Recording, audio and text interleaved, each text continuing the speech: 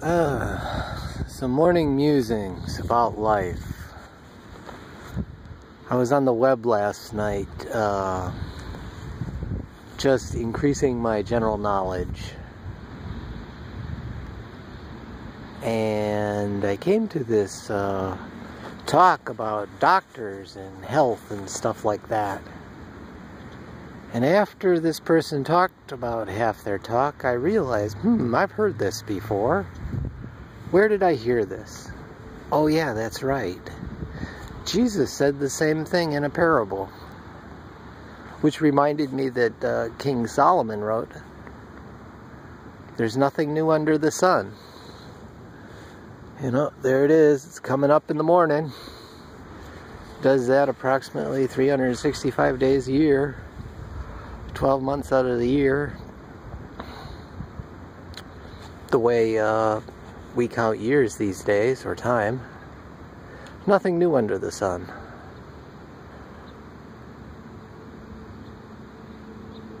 You think that's new? It has been before. I mean, I look at electricity and the electric battery. And yet they dig up this battery in Baghdad. It's an electric battery.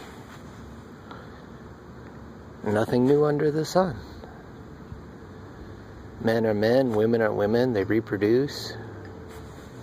Have been since the beginning of time. Some people try to control other people to their own hurt, to the hurt of others.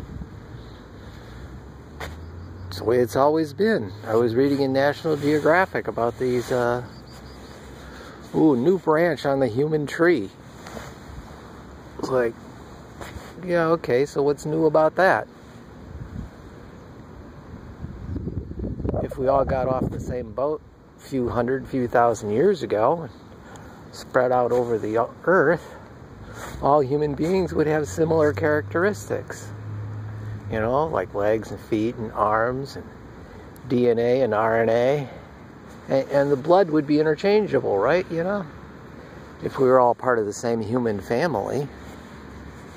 And I got to thinking, all this research, it's just people finding out what other people knew before. There's nothing new under the sun. A few years back, 10, 12 years ago, when I got sick, got poisoned at work, and the medical insurance stopped and stole my car, so I had to find out a way to be healthy. All I did was go back to some ancient texts that I had read before, called the Bible. And, oh yeah, you know, that's just what modern science proves. Diet, exercise, reward. Watch your thinking. You know, deal with your stress. Nothing new under the sun. And so Solomon wrote, what does a man have for all of his labors? Well, you know, that he could enjoy his work and a wife, and that pretty much sums it all up.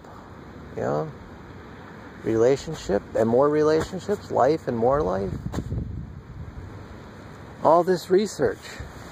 I was reading the other day at this Christian cafe in National Geographic, one of their latest editions about sugar. I mean, when sugar was first refined from cane and started to become popular, they had this increase in diabetes and obesity. And it's like, oh boy, they knew this back in the 17 and 1800s when they first started producing this stuff. And now modern research is saying the same thing. And we're throwing all this research money into diabetes. It's like, nothing new under the sun. What has been will be. What will be has been. I'm sure someday we're going to dig up airplanes, and we'll dig up all sorts of artifacts. I watched this show where these guys dug up, well, there were some artifacts down, I think, in South America, and one of them looked like an airplane. So they took off some of the trappings around it, and they put it together and they didn't modify it much, just a little bit. They tweaked it, and it flew. And then somebody comes along and says, oh, no, it's a fish. And there's this local fish in the river. And they're like, see, these people were just copying the fish. It's not an airplane. And I'm like, wow, maybe they are. Maybe they just copied the fish. And the fish just happened to be aerodynamic like an airplane. You know, we do have flying fish. But yeah, maybe they didn't have an airplane. But then I go to this local Discovery World here in Milwaukee. It's right over there. And I'm going through it, and they show me this boxfish from which modern engineers have designed a car. And I'm like, okay. So modern engineers look at all the aerodynamic properties of a fish, and they make a car. And then we have ancients who they say have a fish local in the area, and they have a toy that can be basically the pattern for an airplane. And human beings haven't changed. And it's like, what's new under the sun? Human beings, think about this. Human beings usually, there's a percentage of them that are always saying somebody else is not as smart as they are, and that they couldn't know what I know. We did that about Neanderthal. Well, they're ancient and they're dumb and they're way down on the human tree, you know, they're not that smart. And then we found some spearheads where it looked like they had glued the spearheads to the poles. They didn't put them on with sticks. They didn't put them on with nails. It looks like they glued them. And so they did some analysis of it, and they go, no kidding. To get this much glue, they would have had to refine so much tree bark and pitch from this certain type of tree. And they did a little test, and oh, no kidding, this could be done. So our human relatives, the Neanderthals, were able to refine tree sap and pitch to glue their spearheads on. How smart do you have to be to figure that one out? And we see that all through modern society. One group of people saying to another group of people, you're not as smart as I am. You're on a different level of human existence than me. It's like, why? Because I don't look like you, or I'm not capable of you are? I mean, white people do that to white people. I saw it in the research lab where I worked. The guys with the PhDs were smarter than the undergrads. Even though they had to hire me to do work they didn't know how to do.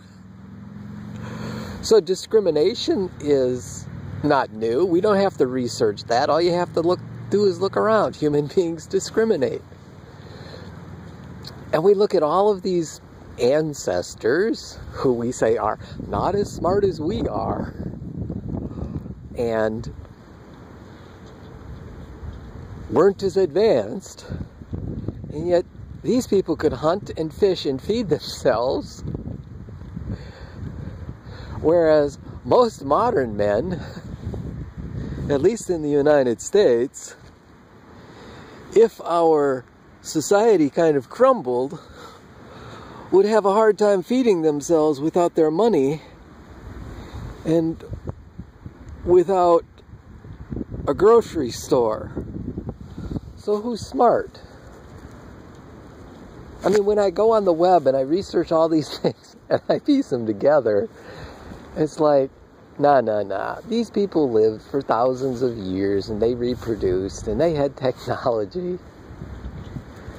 And all of our research today, how much of it is just plain needless? When they first started making sugar, the doctors knew it. Oh look, that increases diabetes. Duh. Maybe if you bang your head against the wall and it hurts, you should stop banging your head against the wall so it doesn't hurt anymore. And I got that when I was watching all these guys with PhDs, and women too, talk about medicine and what makes for good health. And I'm like, you know, they're just repeating what my grandparents lived, what people lived hundreds and thousands of years ago, things that are written by Solomon, you know, a rich, wise king in the Tanakh or the Holy Scriptures. There's nothing new under the sun. In fact, the Tanakh says, eat honey because it is good for you. Don't eat too much, don't eat too little. That's a source of sugar. And in reading National Geographics and other things, you know, the scientists have shown that, oh yeah, honey is, well, it's not the same chemical compound as refined cane sugar, which operates like cocaine in your system. And the bees, I was watching this All About Bees at the Milwaukee Film Festival. They said, oh yeah, the honeybee actually purifies all of the toxins out of the honey, the nectar that it gathers. So it's already filtered by nature. Oh yeah, and in this other National Geographic article it says, well yeah, well the bees go after the nectar because it's the easiest form of sugar to break down. So actually if you're eating the refined sugar, your body's working harder to get the energy out of it. And today we need clean energy and clean energy, you know, that we can burn most efficiently. And oh look, honey is clean energy that our bodies can burn the most efficiently. And there's nothing new under the sun. And it was written about thousands of years ago. And we spend millions of dollars researching diabetes. And I myself proved, after I got a toxic exposure at work 12 years ago, that all that ancient writing is correct. And I went back to eating raw honey and watch my diet and my exercise and avoid the other things that this ancient text says I should do. And there's nothing new under the sun. And we have all this expensive research, as people prove again and again and again. There's nothing new under the sun. Now, as soon as I get out of debt and have money enough to provide, I'll take care of that other part of what Solomon talked about. You know, those two basic things that make for good, healthy living, which my parents and my grandparents and everybody before us has proved time and time again. Yeah, nothing new under the sun. Needless research. Yeah, so I stopped looking at the web last night because I'm like, oh yeah, that's right. They're saying the same thing. How fascinating. How absolutely fascinating. Learning and relearning. Research, education. There's nothing new under the sun. It's been written about for thousands and thousands of years. Oh well, I thought we would catch some protein. I like it, because you know, protein comes in many different shapes and sizes. I wonder if they taught that in school. Not when I was in high school.